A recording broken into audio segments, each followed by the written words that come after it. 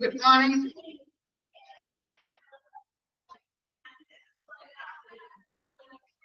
Good morning, Miss. Morning. Good morning. Okay. സുഖാണോ എല്ലാവർക്കും? എന്താണ് മിസ്സിന്റെ ക്ലാസ് ഒക്കെ ക്ഷീണിച്ചിരിക്കാൻ എല്ലാവരും?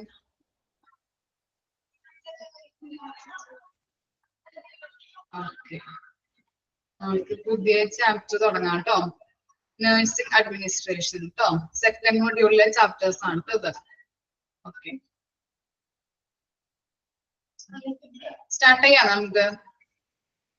എന്തെങ്കിലും ഡൗട്ട് ഉണ്ടെങ്കിൽ മെസ്സേജ് അയച്ചാൽ മതി കേട്ടോ. ഓക്കെ. മ്യൂട്ട് ചെയ്യാനായിട്ട് മെസ്സേജ്. ഓക്കെ.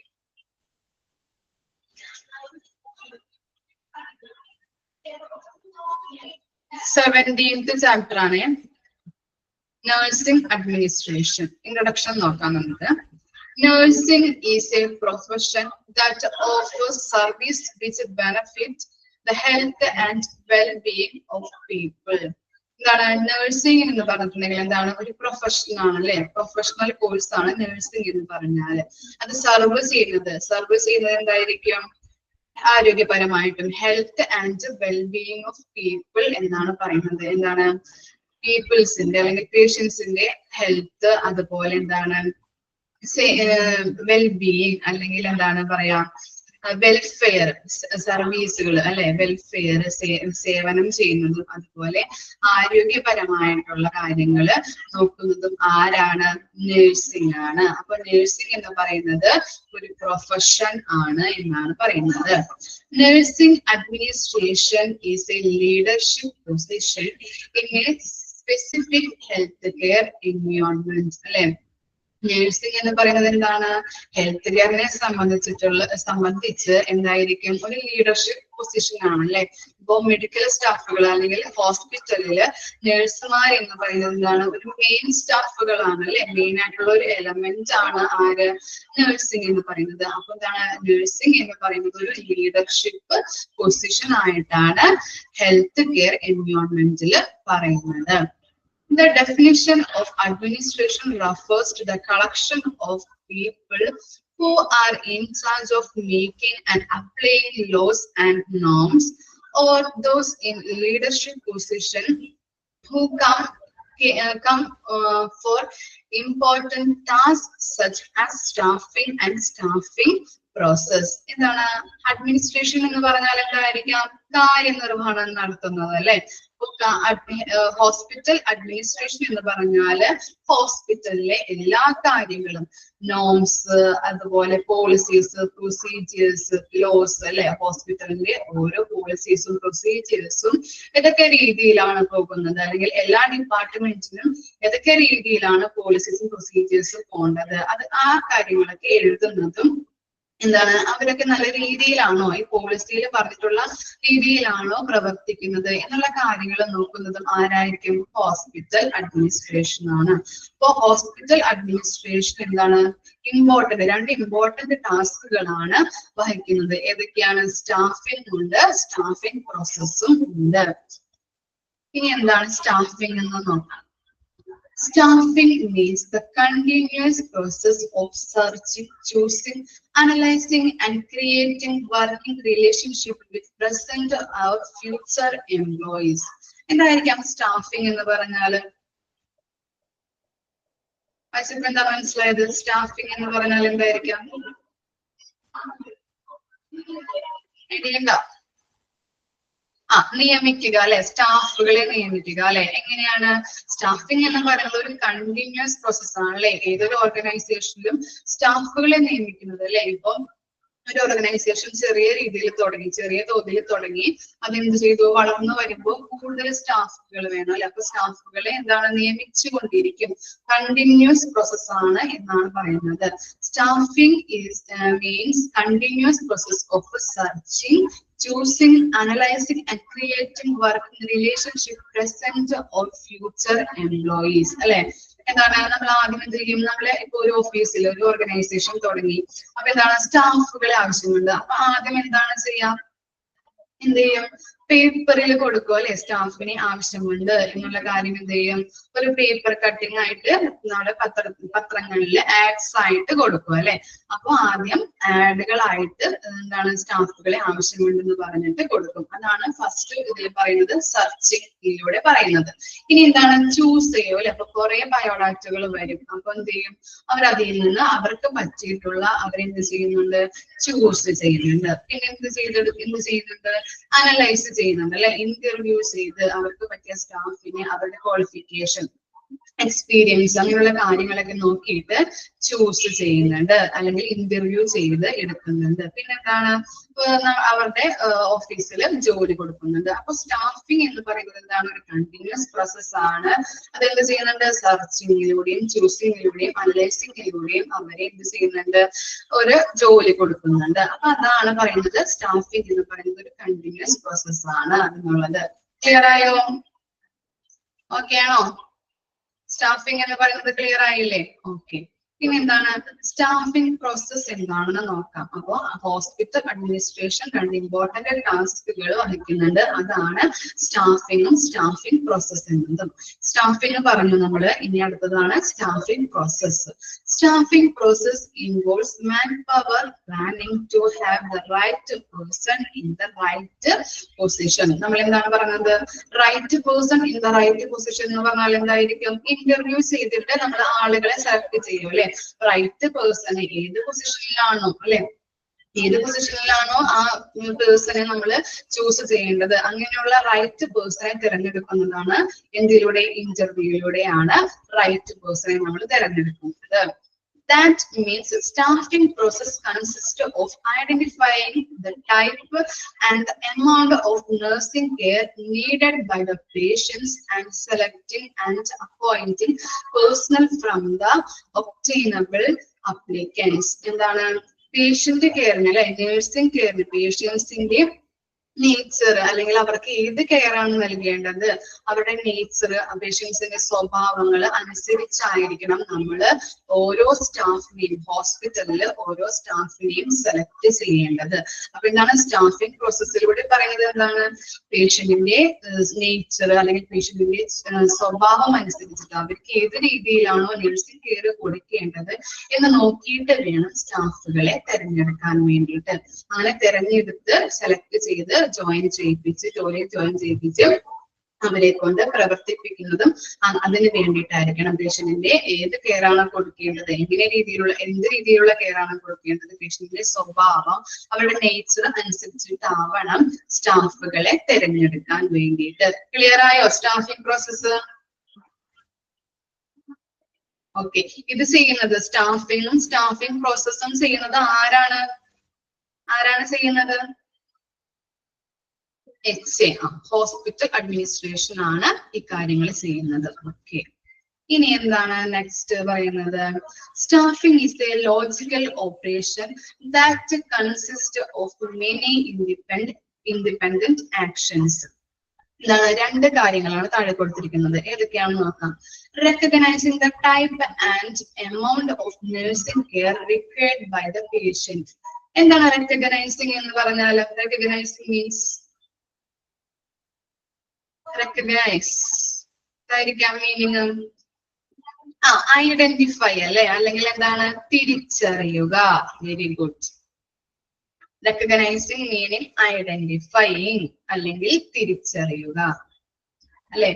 ഫസ്റ്റ് എന്താണ് പറയുന്നത്, recognizing the type and amount of nursing care required by the patient. പേഷ്യന്റിന് ഏത് ടൈപ്പ് നഴ്സിംഗ് കെയർ ആണോ വേണ്ടത്, എത്രത്തോളം അല്ലെങ്കിൽ എത്ര എമൗണ്ട് ആണോ വേണ്ടത് എന്നുള്ള കാര്യം എന്ത് ചെയ്യണം, നമ്മൾ ഐഡന്റിഫൈ ചെയ്യണം അല്ലെങ്കിൽ തിരിച്ചറിയണം. പേഷ്യന്റിന് എത്രത്തോളം ആണോ നഴ്സിംഗ് കെയർ വേണ്ടത്, ഏത് രീതിയിലുള്ള നഴ്സിംഗ് കെയർ ആണോ വേണ്ടത് എന്നുള്ള കാര്യം എന്ത് ചെയ്യാം, ഫസ്റ്റ് ഐഡന്റിഫൈ ചെയ്യണം. ഈ രണ്ടാമത്തത് എന്താണ്, selecting and appointing employees from the available applicants അല്ലെ. സെലക്ട് ചെയ്യുക അല്ലെ, അനുയോജ്യമായ ആളുകളെ അല്ലെങ്കിൽ അനുയോജ്യമായ സ്റ്റാഫുകളെ എന്ത് ചെയ്യണം, നഴ്സിംഗ് കെയറിന് വേണ്ടിയിട്ട് സെലക്ട് ചെയ്യാൻ വേണം, അപ്പോയിന്റ്മെന്റ് ചെയ്യാൻ വേണം. ഇതാണ് രണ്ട് കാര്യങ്ങൾ കൊടുത്തിരിക്കുന്നത്. ക്ലിയർ ആയോ രണ്ട് കാര്യങ്ങള്?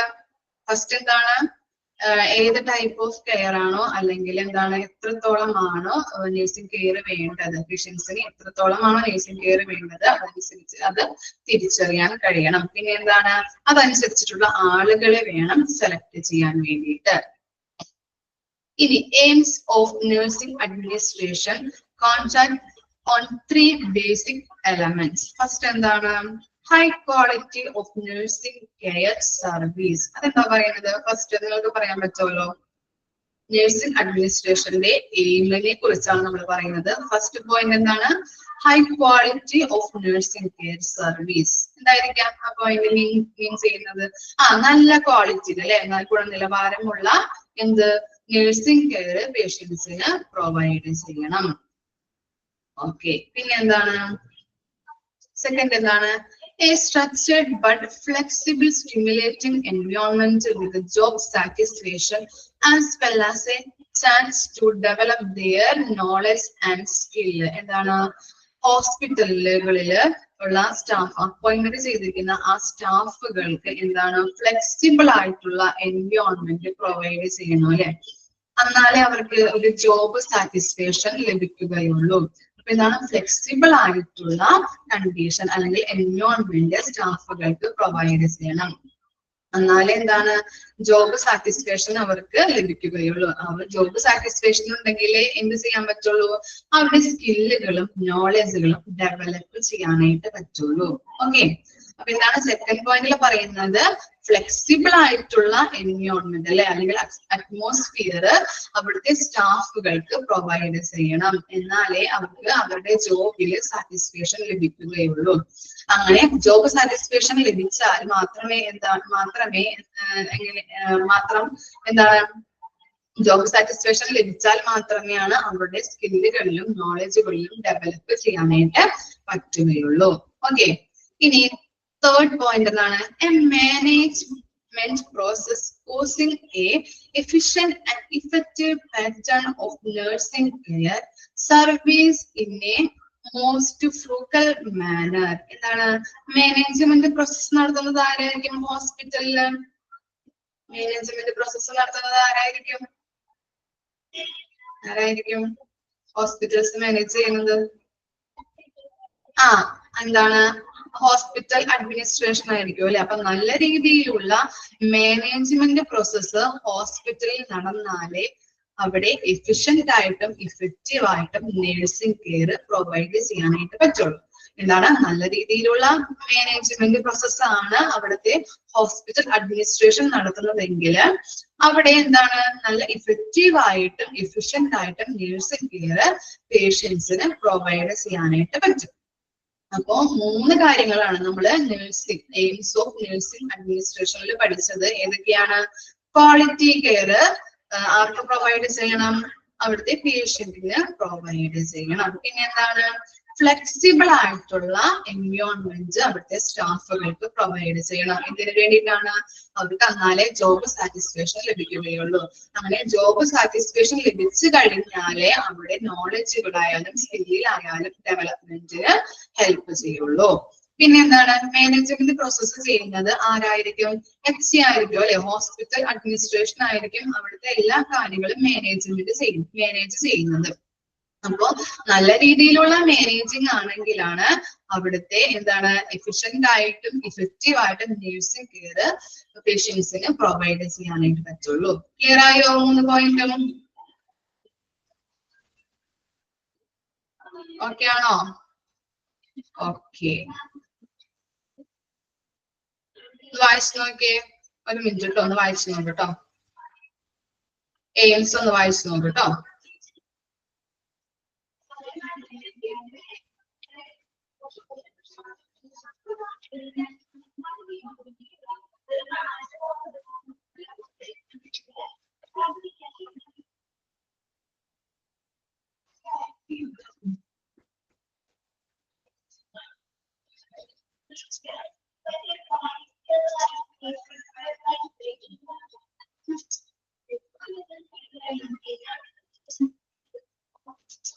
ക്ലിയർ ആയോ? എയിംസ് ഓഫ് നഴ്സിംഗ് അഡ്മിനിസ്ട്രേഷൻ 3 കാര്യങ്ങള് ഓക്കെ അല്ലേ?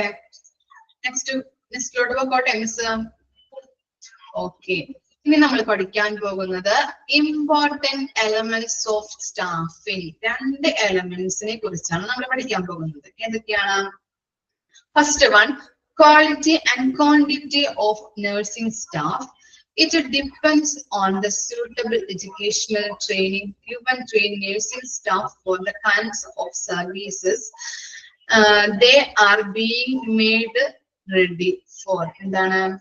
Quality and quantity of nursing staff ആണ് ഫസ്റ്റ് പോയിന്റ്. എന്തായിരിക്കും ക്വാളിറ്റി എന്ന് പറഞ്ഞാല്? ക്വാളിറ്റി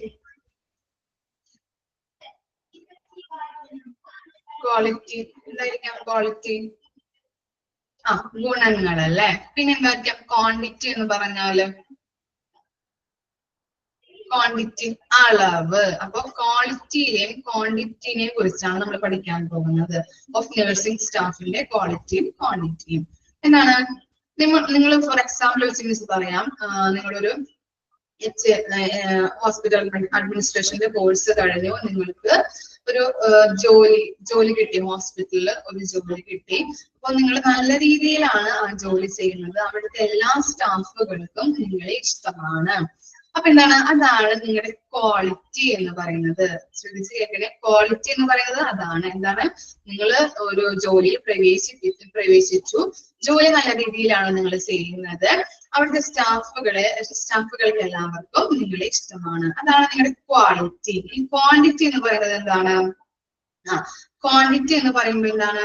അവർ പറഞ്ഞിരിക്കുന്ന ടൈമിനുള്ളിൽ നിങ്ങൾ വർക്ക് ഫിനിഷ് ചെയ്ത് കഴിഞ്ഞാല് അതാണ് നിങ്ങളുടെ ക്വാണ്ടിറ്റി അല്ലെ. പറഞ്ഞിരിക്കുന്ന ടൈമില് നിങ്ങൾ വർക്ക് ഫിനിഷ് ചെയ്യുന്നുണ്ടെങ്കിൽ അതാണ് നിങ്ങളുടെ ക്വാണ്ടിറ്റി എന്ന് പറയുന്നത്. അപ്പൊ ക്വാളിറ്റിയും ക്വാണ്ടിറ്റിയും തമ്മിലുള്ള വ്യത്യാസം മനസ്സിലായില്ലേ? അപ്പോ ഇനി പറയാം എന്താണ് ഈ ക്വാളിറ്റിയും ക്വാണ്ടിറ്റിയും എങ്ങനെയാണ് ഡിപ്പെൻഡ് ചെയ്തിരിക്കുന്നത് എന്നാണ് പറയുന്നത്. നിങ്ങൾക്ക് കിട്ടിയിരിക്കുന്ന എഡ്യൂക്കേഷണൽ ട്രെയിനിങ്ങിലൂടെയാണ് ഈ ക്വാളിറ്റിയും ക്വാണ്ടിറ്റിനെയും ഡിപ്പെൻഡ് ചെയ്തിരിക്കുന്നത്. ക്ലിയർ ആയോ അത്? Quality and quantity of nursing staff എന്ന് പറയുന്നത് എന്താണ്? അതെങ്ങനെയാണ് ക്വാളിറ്റിയും ക്വാണ്ടിറ്റിയും ഡിപ്പെൻഡ് ചെയ്തിരിക്കുന്നത്? നിങ്ങൾക്ക് ലഭിച്ചിരിക്കുന്ന എഡ്യൂക്കേഷണൽ ട്രെയിനിങ്ങിലൂടെയാണ് എന്നാണ് പറയുന്നത്. അതാണ് ഫസ്റ്റ് പോയിന്റ്. ഇനി എന്തായിരിക്കാം? യൂട്ടിലൈസേഷൻ. രണ്ടാമത്തെ പോയിന്റ് ആണ് utilisation. The nursing staff must be allotted work in such a way that the knowledge, skills acquired the best used for the purpose they were imparted and trained. എന്തായിരിക്കാം utilisation എന്ന് പറയുമ്പോ? Idea ഉണ്ടോ utilisation? ഉപയോഗിക്കുന്നത് അല്ലെ. നിങ്ങൾ എന്ത് ചെയ്തു? Hospital അഡ്മിനിസ്ട്രേഷന്റെ course കഴിഞ്ഞു, നിങ്ങൾ ആ തിയറീസും കാര്യങ്ങളൊക്കെ പഠിച്ചു. ഇനി നിങ്ങൾ ജോലിയിൽ പ്രവേശിക്കുമ്പോ ആ സ്കില്ലും നോളജും എവിടെ യൂസ് ചെയ്യണം? ആ വർക്കിംഗ് കണ്ടീഷനിൽ യൂസ് ചെയ്യണം അല്ലെ. അതാണ് യൂട്ടിലൈസേഷൻ എന്ന് പറയുന്നത്. കൺസെപ്റ്റ് മനസ്സിലായോ? അപ്പോ യൂട്ടിലൈസേഷൻ എന്ന് പറയുമ്പോൾ നിങ്ങൾ പഠിച്ച അല്ലെ HAന്റെ കോഴ്സ് കഴിഞ്ഞു, നിങ്ങൾക്ക് ഒരു ഹോസ്പിറ്റലിൽ എന്ത് കിട്ടി? ജോലി കിട്ടി. അപ്പൊ നിങ്ങൾ പഠിച്ചിരിക്കുന്ന ആ തിയറീസ് വെച്ചിട്ട് നിങ്ങളുടെ വർക്കിംഗ് കണ്ടീഷനിൽ വർക്ക് ചെയ്യുന്ന ആ സ്ഥലത്ത് എന്ത് ചെയ്യണം? അപ്ലൈ ചെയ്യണം. സ്കിൽസും നോളജും എവിടെ അപ്ലൈ ചെയ്യണം? നിങ്ങളുടെ വർക്കിംഗ് കണ്ടീഷനിൽ വർക്ക് ചെയ്യുന്ന സ്ഥലത്ത് അപ്ലൈ ചെയ്യുന്നതിനെയാണ് യൂട്ടിലൈസേഷൻ എന്ന് പറയുന്നത്. ക്ലിയർ ആയോ യൂട്ടിലൈസേഷൻ? ഓക്കെ ആണോ? ഓക്കെ. അപ്പൊ എന്താണ്? ഇമ്പോർട്ടന്റ് എലമെന്റ്സ് ഓഫ് സ്റ്റാഫിംഗ് ആണല്ലേ പഠിച്ചത്. ഫസ്റ്റ് വൺ എന്തായിരുന്നു?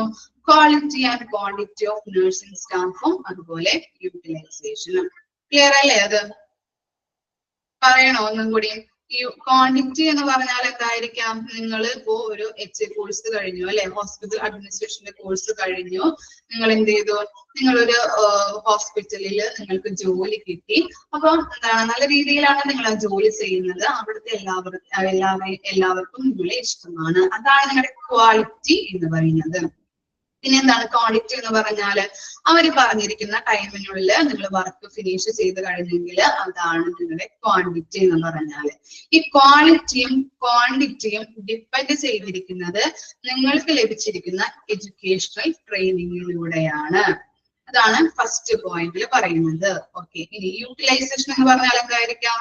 നിങ്ങൾ ഇപ്പൊ എച്ച് എ കോഴ്സ് കഴിഞ്ഞു അല്ലെ? അപ്പൊ അതിനകത്ത് നിങ്ങൾ കുറെ തിയറീസ് പഠിച്ചു.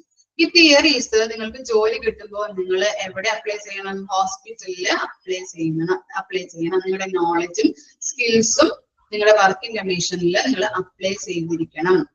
അതാണ് യൂട്ടിലൈസേഷൻ എന്ന് പറയുന്നത്. ക്ലിയർ ആയോ? ഓക്കെ ആണോ? Okay,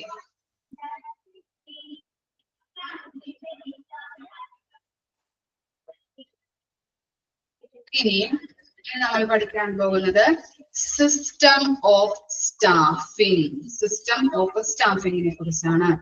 Recognize the nursing care hours needed to care for a patient for a day or for the shift. For a shift, staffing relies on the capacity of hospital, standards provided, number of beds, and different treatment services. Recognize the nursing care hours needed to care for a patient for a day or for a shift. നിങ്ങൾ എന്ത് ചെയ്യണം? നിങ്ങളൊരു ജോലിയിൽ പ്രവേശിച്ചു കഴിഞ്ഞാൽ അല്ലെ, എന്താണ് staffing, system of സ്റ്റാഫിംഗിൽ പറയുന്നത്, ഫസ്റ്റ് പോയിന്റിൽ പറയുന്നത് എന്താണ്? നിങ്ങളിപ്പോ ആദ്യം എത്രത്തോളമാണ് പേഷ്യൻസിന് നേഴ്സിംഗ് കെയർ കൊടുക്കേണ്ടത്, എത്ര അവേഴ്സ് ആണ് അല്ലെ, എത്ര ടൈമാണ് അല്ലെങ്കിൽ എത്ര അവേഴ്സ് ആണ് പേഷ്യൻസിന് നേഴ്സിംഗ് കെയർ കൊടുക്കേണ്ടത് എന്നുള്ളത് തിരിച്ചറിയണം. ക്ലിയർ ആയോ?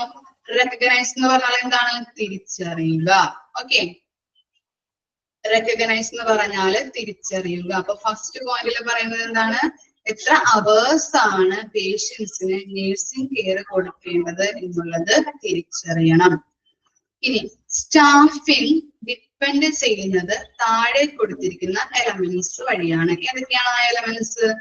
കപ്പാസിറ്റി ഓഫ് ഹോസ്പിറ്റൽ അല്ലെ, ഹോസ്പിറ്റലിലെ കപ്പാസിറ്റി, അതുപോലെ സ്റ്റാൻഡേർഡ്സ് കീപ്പ് ചെയ്യുന്നുണ്ടാവും.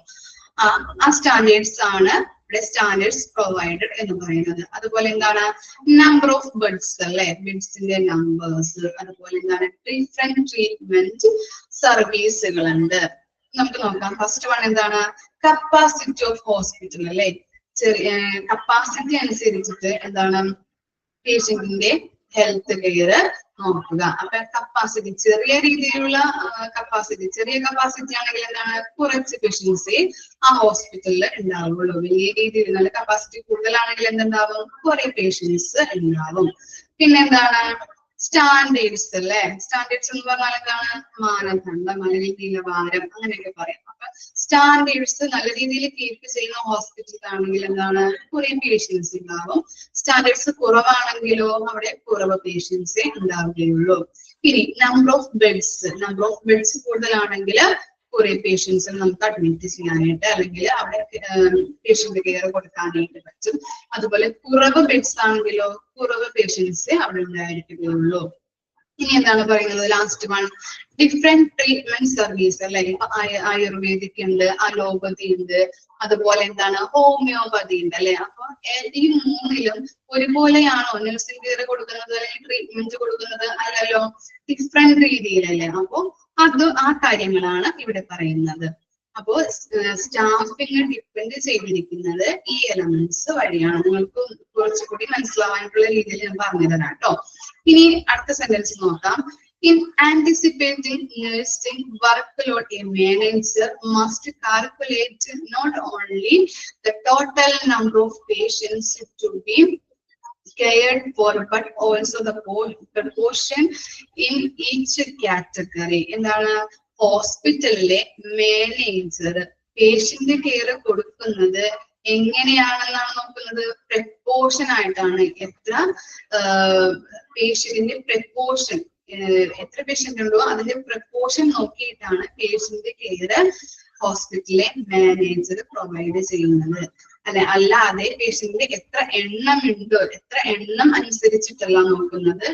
പേഷ്യന്റിന്റെ പ്രപ്പോർഷൻ നോക്കിയിട്ടാണ് നഴ്സിംഗ് കെയർ പ്രൊവൈഡ് ചെയ്യുന്നത് എന്നാണ് പറയുന്നത്. ഫോർ എക്സാമ്പിൾ ആയിട്ട് പറഞ്ഞു തരാം. ഇപ്പൊ ഒരു ഹോസ്പിറ്റലില് ജനറൽ വാർഡും ഉണ്ടാവും, അതുപോലെ തന്നെ ICU ഉണ്ടാവും. അപ്പൊ ICUലും ജനറൽ വാർഡിലും ഒരുപോലെയാണോ നേഴ്സിംഗ് കെയർ കൊടുക്കേണ്ടത്? അല്ല. നേഴ്സിംഗ് ഇപ്പൊ ജനറൽ വാർഡിലാണെങ്കിൽ എങ്ങനെയാണ്?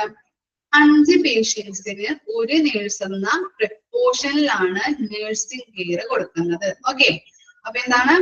ജനറൽ വാർഡിലാണെങ്കിൽ 5 പേഷ്യൻസിന് ഒരു നേഴ്സ് എന്ന പ്രപ്പോർഷനിലാണ്, പ്രപ്പോർഷൻ എന്ന നിലയിലാണ് നേഴ്സിംഗ് കെയർ കൊടുക്കുന്നത്. ICUലാണെങ്കിൽ എങ്ങനെയായിരിക്കും?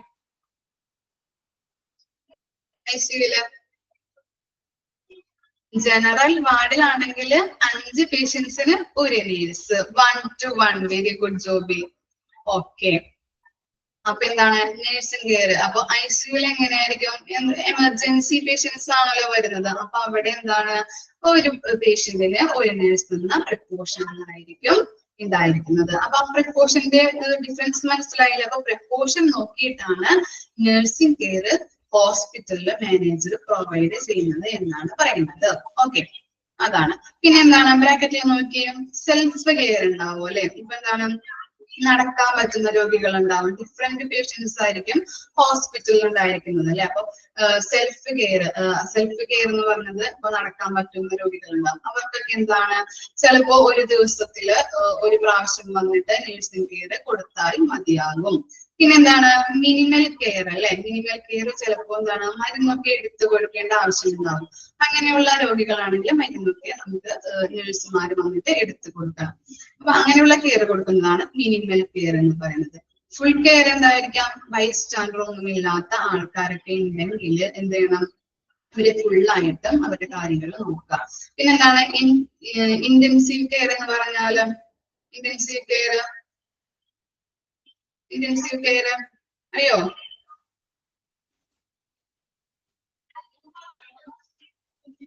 ICUലുള്ള പേഷ്യൻസ് അല്ലെ, എമർജൻസി ഉള്ള പേഷ്യൻസ്. അപ്പൊ എന്താണ്? കൂടുതലായിട്ടും എന്താണ്? ബെറ്റർ ആയിട്ട് കെയർ കൊടുക്കേണ്ടത് ഇന്റൻസീവ് കെയർ യൂണിറ്റിനായിരിക്കും അല്ലെ. അവിടെയുള്ള പേഷ്യൻസിനായിരിക്കും. അപ്പൊ എപ്പോഴും നഴ്സുമാര് അവരുടെ അടുത്ത് തന്നെ ഉണ്ടാകണം. അപ്പോ എക്സാമ്പിൾ ആയിട്ട് ഈ സെൽഫ് കെയർ, മിനിമൽ കെയർ ഒക്കെയാണ് പറഞ്ഞിരിക്കുന്നത്. ക്ലിയർ ആയോ നിങ്ങൾക്ക്? ക്ലിയർ ആയോ? ഓക്കെ ആണോ? സിസ്റ്റം ഓഫ് സ്റ്റാഫിംഗ് എന്ന് പറയുന്നത്. അപ്പോ അവിടെ എന്താണ്? മാനേജർ എങ്ങനെയാണ് പേഷ്യൻസിന്റെ നമ്പർ അല്ല നോക്കുന്നത്, പിന്നെ എങ്ങനെയാണ്? പ്രപ്പോർഷൻ നോക്കിയിട്ടാണ് നഴ്സിംഗ് കെയർ കൊടുക്കുന്നത്. എക്സാമ്പിൾ ആയിട്ട് മിസ് പറഞ്ഞില്ലേ, ജനറൽ വാർഡിൽ എങ്ങനെയാണ്? 5 പേഷ്യൻസിന് ഒരു നഴ്സ് എന്ന പ്രപ്പോർഷനിലാണ് കൊടുക്കുന്നത്. അതുപോലെ ICUൽ എങ്ങനെയായിരിക്കും? ഒരു പേഷ്യന്റിന് ഒരു നഴ്സ് എന്ന പ്രപ്പോർഷനിലാണ്. അത് ജസ്റ്റ് ഒന്ന് അതൊന്ന് ആ കൺസെപ്റ്റ് ഒന്ന് ഓർത്ത് വെച്ചാൽ മതി കേട്ടോ.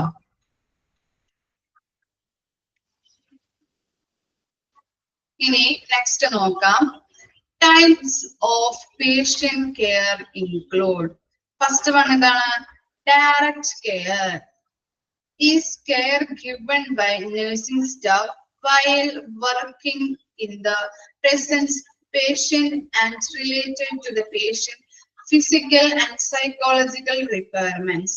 Direct care consists of feeding, treatment, mobility, and medication, and the more dependent the patient is on the nurse to conduct related activity, the more hours of nursing care is required for that patient. ഇതാണ് direct care അല്ലെ.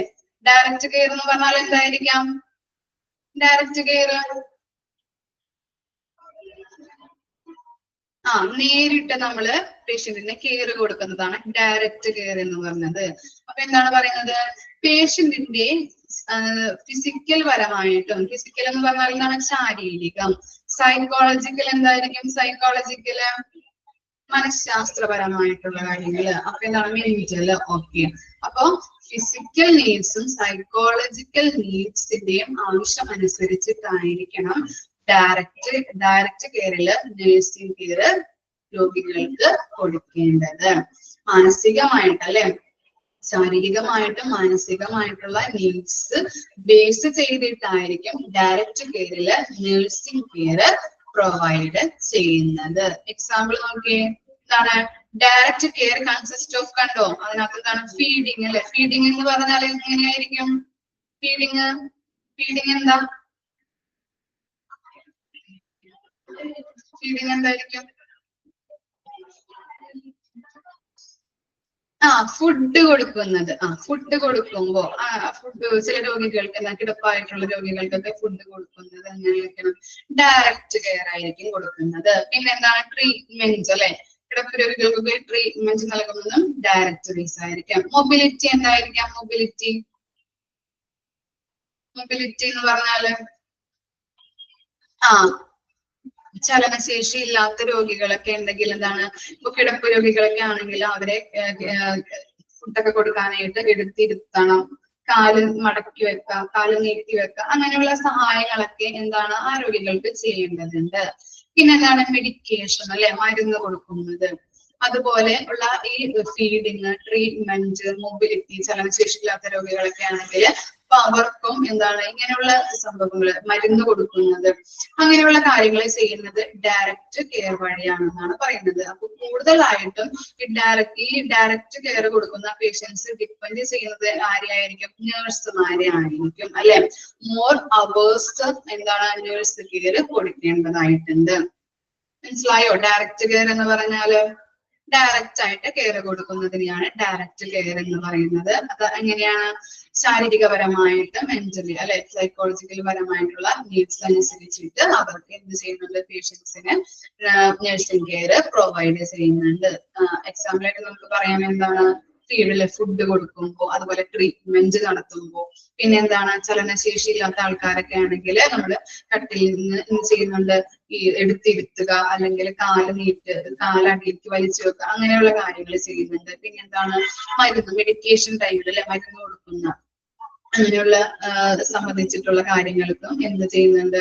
Medical care, nursing care കൂടുതലായിട്ടും provide ചെയ്യുന്നുണ്ട്. അപ്പോ direct കെയറിൽ എന്താണ്? Patients എപ്പോഴും depend ചെയ്യുന്നത് നഴ്സുമാരെ ആയിരിക്കും. മോർ അവേഴ്സ് ആയിരിക്കും നഴ്സിംഗ് കെയർ പേഷ്യൻസിന് കൊടുക്കേണ്ടത്. ക്ലിയർ ആയോ?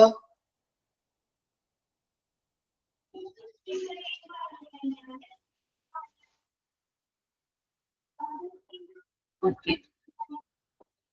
ഇനി എന്താണ്? Indirect care. എന്തായിരിക്കാം ഇൻഡയറക്റ്റ് കെയർ എന്ന് പറഞ്ഞാല്?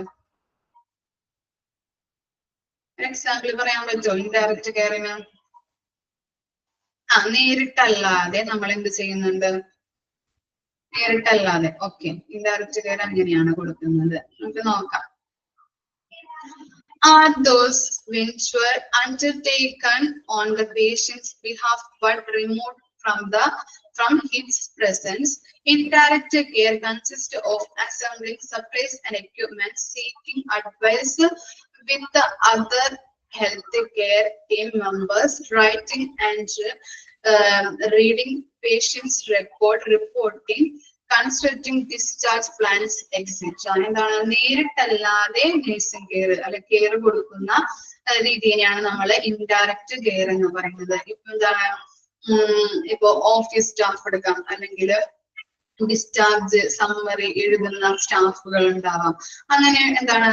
ഇപ്പോൾ ഡോക്ടേഴ്സിന്റെ അഡ്വൈസ് പ്രകാരം എന്ത് ചെയ്യുന്നുണ്ട്? റിപ്പോർട്ടുകൾ എടുക്കുന്നുണ്ട്, അല്ലെങ്കിൽ റിപ്പോർട്ടുകൾ രോഗികൾക്ക് പ്രൊവൈഡ് ചെയ്യുന്നുണ്ട്. അങ്ങനെ എന്താണ്? ഇൻഡയറക്റ്റ് ആയിട്ട് കെയർ ചെയ്യുന്ന സ്റ്റാഫുകളെ നമ്മൾ ഇൻഡയറക്റ്റ് കെയർ സ്റ്റാഫ് എന്ന് പറയുന്നുണ്ട്. അപ്പൊ അവര് കൊടുക്കുന്ന കെയറിനെയാണ് ഇൻഡയറക്റ്റ് കെയർ എന്ന് പറയുന്നത്. ക്ലിയർ ആയോ? എന്താണ്? ഫോർ എക്സാമ്പിൾ ആയിട്ട് അറ്റൻഡേഴ്സ് അല്ലെ, അവിടെ അറ്റൻഡർമാരുണ്ടാവും, അവരെന്താണ് രോഗികൾക്ക് വേണ്ടി VHIS സ്ട്രക്ചർ അങ്ങനെയുള്ള കാര്യങ്ങൾ കൊടുക്കുന്നുണ്ടല്ലേ. അപ്പൊ ഇൻഡയറക്റ്റ് ആയിട്ടും എന്താണ്? രോഗികൾക്ക് കെയർ ആണ് അവർ നൽകുന്നത്. അതുപോലെ ഞാൻ പറഞ്ഞില്ലേ, ഇപ്പോ റിപ്പോർട്ടുകൾ എഴുതാനായിട്ട്, ഡിസ്ചാർജിങ് സമ്മറി എഴുതാനായിട്ടുള്ള സ്റ്റാഫുകൾ ഉണ്ടാവും. അപ്പൊ എന്താണ്? നേരിട്ട് ഡോക്ടറുടെ കയ്യിൽ നിന്ന് ഇന്ന രോഗി അല്ലെ, രോഗിയാണെന്നുള്ള കാര്യങ്ങളൊക്കെ പറഞ്ഞ് അഡ്വൈസ് സ്വീകരിച്ചിട്ടാണ് അവര് ഡിസ്ചാർജ് സമ്മറിക്ക് റിപ്പോർട്ടുകളൊക്കെ തയ്യാറാക്കുന്നത്. അപ്പൊ എന്താണ്? അവര് കൊടുക്കുന്നത് ഇൻഡയറക്റ്റ് കെയർ ആണ്. ക്ലിയർ ആയില്ലേ? അത് ഇൻഡയറക്റ്റ് കെയറും ഡയറക്റ്റ് കെയറും മനസ്സിലായോ? ഓക്കെ ആണോ? ഓക്കെ, ഒന്ന് വായിച്ചു നോക്കോ? ഇൻഡയറക്റ്റ് കെയറും ഡയറക്റ്റ് കെയറും ഒന്ന് വായിച്ചു നോക്കട്ടോ. അടുത്ത നമുക്ക് നോക്കാം.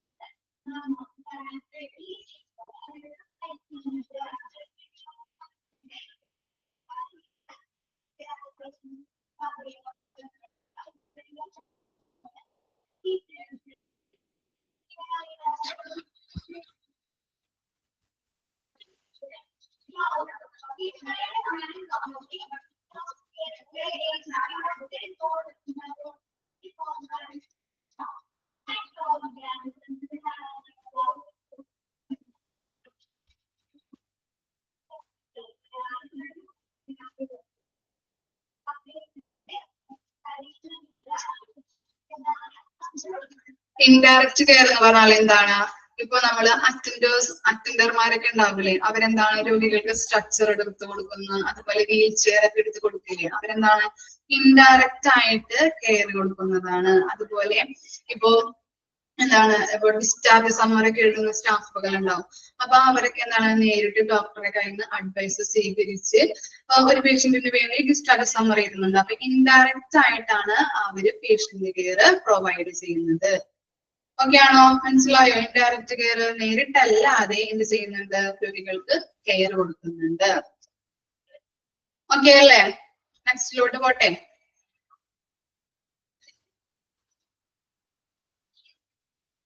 ഓക്കെ,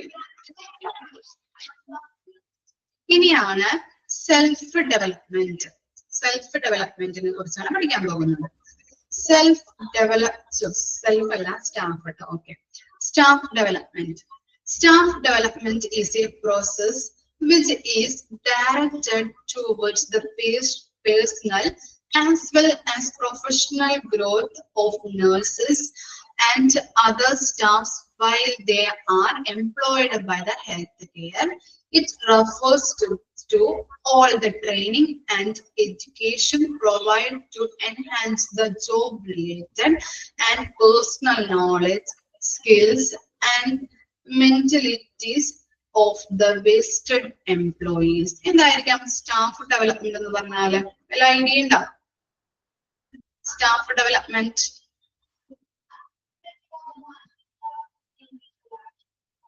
എന്തെങ്കിലും ഐഡിയ ഉണ്ടോ? ഇല്ല. ട്രെയിനിങ് കൊടുക്കുന്നത്. Okay, very good. പിന്നെ ആർക്കൊരു ഐഡിയ ഇല്ല? Staff development, staff training. Yes, correct ആണ്.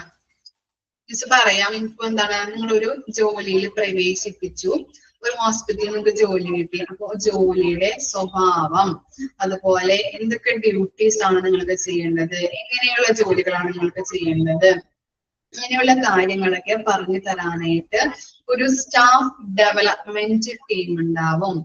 ആ സ്റ്റാഫ് ഡെവലപ്മെന്റ് ടീമിനെയാണ് നമ്മൾ പറയുന്നത് ഹോസ്പിറ്റൽ അഡ്മിനിസ്ട്രേഷൻ.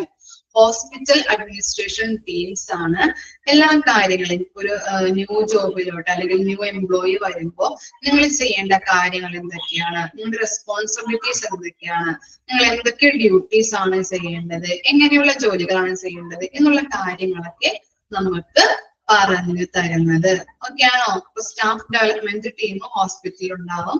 ആ സ്റ്റാഫ് ഡെവലപ്മെന്റ് ടീമിനെ പറയുന്നതാണ് ഹോസ്പിറ്റൽ അഡ്മിനിസ്ട്രേഷൻ. ഓക്കെ ആണോ? ഇനി നമ്മൾ എന്താണ്, ഒരു ജോലിയിൽ പ്രവേശിച്ച് കഴിഞ്ഞിട്ടുണ്ടെങ്കിൽ നമുക്ക് കുറെ ക്വാളിറ്റീസ് ഒക്കെ വരില്ലേ? ക്വാളിറ്റീസ് കൂടില്ലേ? നമുക്ക് എന്തൊക്കെ ക്വാളിറ്റീസ് കൂടും? എങ്ങനെയുള്ള ക്വാളിറ്റീസ് നമുക്ക് ഇംപ്രൂവ് ആവും? പറയാൻ പറ്റുമോ? സ്കിൽ ഡെവലപ്മെന്റ് ഉണ്ടാവും. പിന്നെ എന്തൊക്കെ ഉണ്ടാവും? സ്കില്ലിൽ മാത്രം മാറ്റം വരുള്ളൂ? റെസ്പോൺസിബിലിറ്റീസ് വരും, നോളജ് കൂടും. ഓക്കെ, ബെറ്റർ കെയർ കൊടുക്കാൻ പറ്റുമല്ലോ പേഷ്യൻസിന്. പിന്നെന്താണ്, മെച്യൂരിറ്റി ഉണ്ടാവും നമുക്ക്. പിന്നെന്താണ്, ലാംഗ്വേജ് ഡെവലപ്മെന്റ്സുകൾ ഉണ്ടാവും അല്ലെ നമ്മൾക്ക്. ഓക്കെ, അപ്പൊ നിങ്ങൾക്ക് അറിയാം.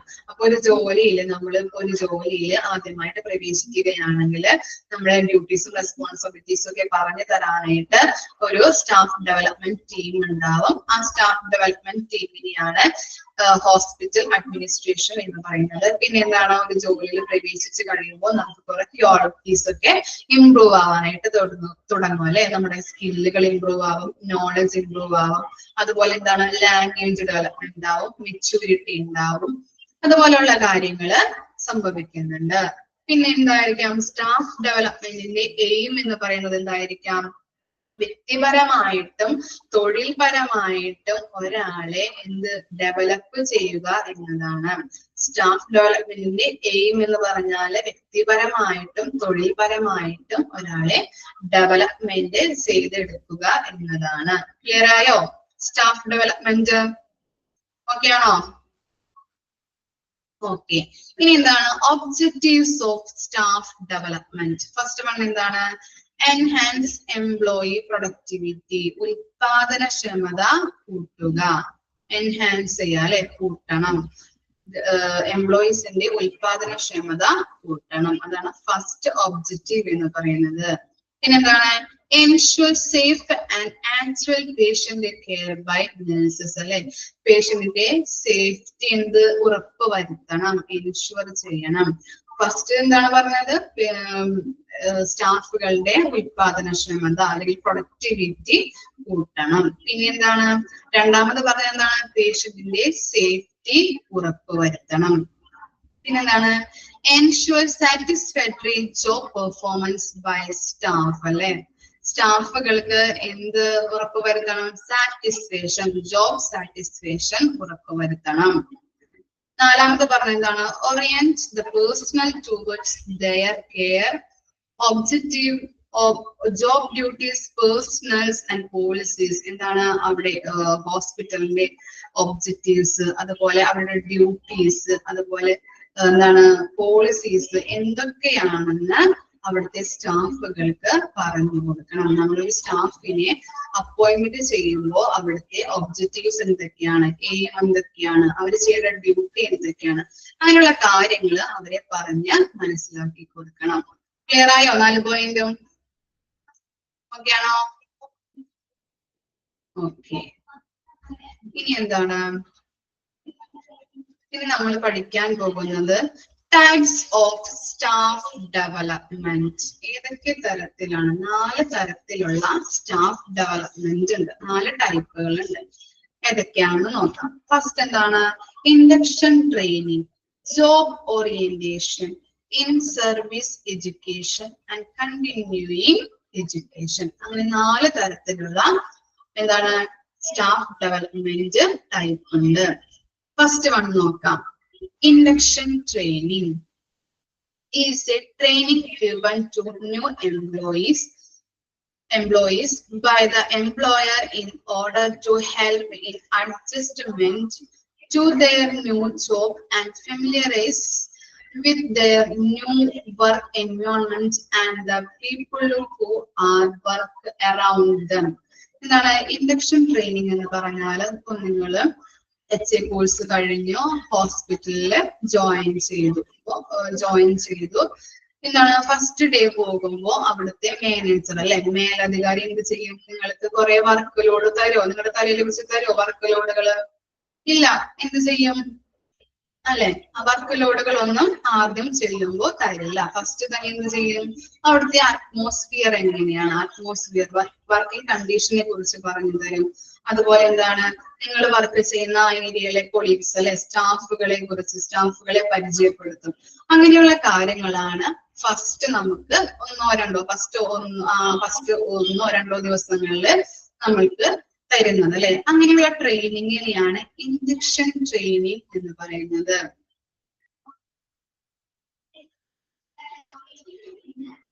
ഇൻഡക്ഷൻ ട്രെയിനിങ് ക്ലിയർ ആയോ നിങ്ങൾക്ക്? എന്താണ് ഫസ്റ്റ് ചെയ്യുമ്പോൾ നമുക്ക് എന്താണ് അവിടുത്തെ അറ്റ്മോസ്ഫിയർ എങ്ങനെയാണ്, അങ്ങനെയുള്ള കാര്യങ്ങള്, കൂടെ വർക്ക് ചെയ്യുന്ന ആൾക്കാർ എന്താണ്, കൂടെ വർക്ക് ചെയ്യുന്ന ആൾക്കാരുടെ നെയിമുകൾ പഠിക്കാം. അങ്ങനെയുള്ള കാര്യങ്ങളാണ് ഫസ്റ്റ് തരുന്ന ട്രെയിനിങ്. 1-2 ദിവസമാണ് ഇൻഡക്ഷൻ ട്രെയിനിങ് തരുന്നത്. അത് ആരായിരിക്കും? മേലധികാരി ആയിരിക്കും, അല്ലെങ്കിൽ അവിടുത്തെ മാനേജർ ആയിരിക്കും, അല്ലെങ്കിൽ മേലധികാരി ആയിരിക്കും നമ്മൾക്ക് ഈ ട്രെയിനിങ് പ്രൊവൈഡ് ചെയ്യുന്നത്. അതാണ് ഇൻഡക്ഷൻ ട്രെയിനിങ്. ക്ലിയർ ആയില്ലേ മക്കളെ? ഓക്കെ ആണോ? ഇനി എന്താണ് job orientation?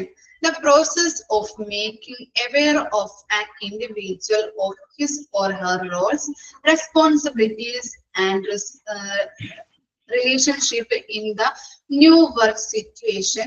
It is an individualized training program meant to get a newly hired employee more familiarized with their responsibilities. ഇപ്പൊ എന്താണ് നിങ്ങളൊരു ജോബ് അല്ലെ, നിങ്ങൾക്ക് റിസപ്ഷനിസ്റ്റ് ആയിട്ടാണ് ആ ഹോസ്പിറ്റലില് ജോബ് കിട്ടിയിരിക്കുന്നത്. അപ്പൊ റിസപ്ഷനിസ്റ്റിന്റെ വർക്കിംഗ് ഡ്യൂട്ടീസ് എന്തൊക്കെയാണ്, അല്ലെങ്കിൽ എന്തൊക്കെ റെസ്പോൺസിബിലിറ്റീസ് ആണ് നിങ്ങൾ അവിടെ ചെയ്യേണ്ടത് എന്നുള്ള കാര്യങ്ങള്, എങ്ങനെയുള്ള ട്രെയിനിങ്ങുകൾ പ്രൊവൈഡ് ചെയ്യുന്നതിനെയാണ് ജോബ് ഓറിയന്റേഷൻ എന്ന് പറയുന്നത്. ക്ലിയർ ആയോ? ജോബ് ഓറിയന്റേഷനിൽ എക്സാമ്പിൾ വെച്ച് മിസ് പറയണേണ്, നിങ്ങൾക്ക് ഒരു റിസപ്ഷനിസ്റ്റ് ആയിട്ടാണ് ജോബ് കിട്ടിയിരിക്കുന്നത്. അപ്പൊ ആ റിസപ്ഷനിസ്റ്റ് ചെയ്യേണ്ട ഡ്യൂട്ടീസ് ആൻഡ് റെസ്പോൺസിബിലിറ്റീസിനെ കുറിച്ച് നിങ്ങൾക്ക് എന്ത് ചെയ്തു തരുന്നു? ട്രെയിനിങ് പകർന്നു തരുന്നു. അതാണ് ജോബ് ഓറിയന്റേഷൻ. ഫസ്റ്റ് ഇൻഡക്ഷനിൽ പറഞ്ഞത് എന്താണ്? എന്താണ് നിങ്ങളുടെ കൊളീഗ്സിന്റെ നെയിമോ പഠിക്കാം, അല്ലെങ്കിൽ അവിടുത്തെ അറ്റ്മോസ്ഫിയർ കാര്യങ്ങൾ തിരിച്ചറിയാം. 1-2 ദിവസം നിങ്ങൾക്ക് നിങ്ങളുടെ മേലധികാരി അങ്ങനെയുള്ള ട്രെയിനിങ് തരുന്നു. അതിനുശേഷം എന്താണ്? റിസപ്ഷനിസ്റ്റ് ആയിട്ടാണ് നിങ്ങൾക്ക് ജോബ് കിട്ടിയതെങ്കിൽ അവിടുത്തെ റിസപ്ഷനിസ്റ്റ് ചെയ്യേണ്ട റെസ്പോൺസിബിലിറ്റീസ് എന്തൊക്കെയാണ് എന്നതിനുള്ള ട്രെയിനിങ് അവിടെ പ്രൊവൈഡ് ചെയ്യുന്നു. അതാണ് ജോബ് ഓറിയന്റേഷൻ. ക്ലിയർ ആണോ? ജോബ് ഓറിയന്റേഷൻ ക്ലിയർ ആയോ? ഓക്കെ. ഇനി എന്താണ്? In service education, an educational experience planned before to provide in the job setting and closely identified with service in order to help a person discharge his duties more effectively as the person and as a worker. It is thus a planned instructional or training programs given by an employee agency in the employment setting. എന്താണ്? നിങ്ങൾക്കപ്പോ receptionist ആയിട്ട് ജോലി കിട്ടി, നിങ്ങളുടെ duties ഒക്കെ പറഞ്ഞു തന്നു. ഇനി നിങ്ങളുടെ ജോലിയിൽ ഒന്നും കൂടിയും അത് കൂടുതലായിട്ട് അറിയുന്നതിന് വേണ്ടിയിട്ട് എന്താണ്? കൂടുതൽ ആ ഡ്യൂട്ടീസ് കൂടുതൽ ഇഫക്റ്റീവ് ആക്കുന്നതിന് വേണ്ടിയിട്ട് കുറെ കാര്യങ്ങൾ പറഞ്ഞു തരുന്നുണ്ട്. അതാണ് ഇൻ സർവീസ് എഡ്യൂക്കേഷൻ. ഇതിൽ ഇമ്പോർട്ടന്റ് ആയിട്ടുള്ള പോയിന്റ് ഇതാണ്. മോർ ഇഫക്റ്റീവ്ലി, എന്താണ്? നിങ്ങളുടെ ഡ്യൂട്ടീസ് ഇഫക്റ്റീവ് ആക്കാൻ വേണ്ടിയിട്ട് എന്താണ്? അതിനുള്ള കാര്യങ്ങൾ മോർ ഇഫക്റ്റീവ് ആക്കാൻ വേണ്ടിയിട്ട് അതിനുള്ള കാര്യങ്ങൾ ഒന്നുകൂടി പറഞ്ഞു തരുന്ന ട്രെയിനിങ് ആണ് ഇൻ സർവീസ് എഡ്യൂക്കേഷൻ എന്ന് പറയുന്നത്. ക്ലിയർ ആയോ? ഓക്കെ ആണോ? നിങ്ങൾക്ക് നിങ്ങളുടെ ജോബില് ഒന്നും കൂടി നല്ല രീതിയിൽ തുടരുന്നതിന് വേണ്ടിയിട്ട്, മോർ ഇഫക്റ്റീവ് ആക്കുന്നതിന് വേണ്ടിയിട്ട് എന്ത് എല്ലാ കാര്യങ്ങളും ഒന്നുകൂടി പറഞ്ഞ് പഠിപ്പിച്ചു തരുന്നതിനെയാണ് ഇൻ സർവീസ് എഡ്യൂക്കേഷൻ എന്ന് പറയുന്നത്. ഈ ലാസ്റ്റ് വണ്ണാണ് continuing education. Is all the learning activities that happen after an individual has completed his basic education. It involves planned learning experience beyond a basic nursing educational programs. നിങ്ങൾ ഒന്നും കൂടി നല്ല ഈ 3 കാര്യങ്ങളും ചെയ്തു കഴിഞ്ഞാൽ അല്ലെ, നിങ്ങൾ ആദ്യം എന്ത് ചെയ്തു? അറ്റ്മോസ്ഫിയർ ഒക്കെ ഒന്ന് കാണിച്ചു തന്നു, അങ്ങനെയുള്ള ട്രെയിനിങ് തന്നു. നിങ്ങളെ കൂടെ വർക്ക് ചെയ്യുന്ന ആൾക്കാരെയൊക്കെ ആരൊക്കെയാണ് എന്നുള്ള കാര്യങ്ങൾക്കൊക്കെ ആദ്യം ട്രെയിനിങ് തന്നു. പിന്നെന്താണ്? നിങ്ങൾക്ക് റിസപ്ഷനിസ്റ്റ് ആയിട്ടാണ് ജോലി കിട്ടിയിരിക്കുന്നത്, ആ റെസ്പോൺസിബിലിറ്റി എന്തൊക്കെയാണെന്ന് പറഞ്ഞു തന്നു. അതിനുശേഷം ഒന്നും കൂടിയും അത് ഇഫക്റ്റീവ് ആക്കുന്നതിന് വേണ്ടിയിട്ടുള്ള കാര്യങ്ങൾ പറഞ്ഞു തന്നു. പിന്നെന്താണ്? ലാസ്റ്റ് വണ്ണില് ഒന്നും കൂടി അത് ബെറ്റർ ആക്കുന്നതിന് വേണ്ടിയിട്ട് കൂടുതൽ ക്ലാസ്സുകൾ അല്ലെങ്കിൽ സെമിനാർസ് ഒക്കെ അറ്റൻഡ് ചെയ്യിപ്പിക്കുന്നുണ്ട്. അതാണ് കണ്ടിന്യൂയിങ് എഡ്യൂക്കേഷൻ എന്ന് പറയുന്നത്. ക്ലിയർ ആയോ? എന്താണ്? ഒന്നും കൂടി നിങ്ങളുടെ ജോലിയിൽ നിങ്ങളുടെ ഒന്നും കൂടി നല്ല ക്ലിയർ അല്ലെങ്കിൽ ബെറ്റർ ആക്കുന്നതിന് വേണ്ടിയിട്ട് കുറെ ക്ലാസ്സുകൾ കേൾക്കുന്നത് അല്ലെങ്കിൽ കുറെ ക്ലാസ്സുകളിൽ അറ്റൻഡ് ചെയ്യിപ്പിക്കുന്നത്, അതുപോലെ സെമിനാർ ഇങ്ങനെയുള്ള കാര്യങ്ങളിൽ അറ്റൻഡ് ചെയ്യിപ്പിച്ച് മോർ ബെറ്റർ ആക്കുന്നതിന് വേണ്ടിയിട്ടുള്ള ട്രെയിനിങ് ആണ് കണ്ടിന്യൂയിങ് എഡ്യൂക്കേഷനിലൂടെ തരുന്നത്. ക്ലിയർ ആയോ? എക്സാമ്പിൾ ആയിട്ട് അവിടെ എഴുതി വെക്കാം സെമിനാർസ്, അങ്ങനെയുള്ള പ്രോഗ്രാമുകൾ. ഓക്കെ. ഇനി എന്താണ്? Advantages of staff development. അതും കൂടി പറഞ്ഞിട്ട് നിർത്താട്ടോ. എന്താണ്? First one, generate A positive organisational climate അല്ലെ. സ്റ്റാഫ് ഡെവലപ്മെന്റിലൂടെ എന്താണ്? ഒരു പോസിറ്റീവ് അല്ലെ